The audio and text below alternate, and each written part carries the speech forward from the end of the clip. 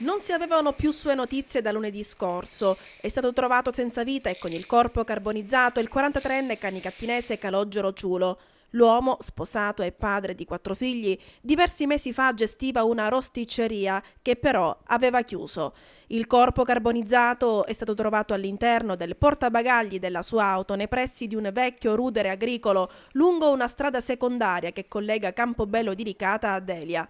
Secondo i primi accertamenti eseguiti dagli agenti del commissariato di polizia di Canicattì e della squadra mobile di Agrigento, Ciulo sarebbe stato ucciso proprio all'interno del portabagagli della sua auto che successivamente è stata data alle fiamme.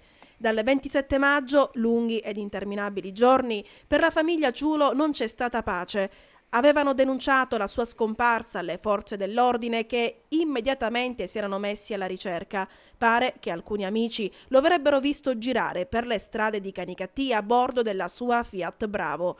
Secondo alcune voci non confermate, l'uomo, che lavorava saltuariamente, avrebbe nel corso dei mesi contratto diversi debiti. Sarà adesso l'autopsia a stabilire il giorno e l'ora esatta della sua morte.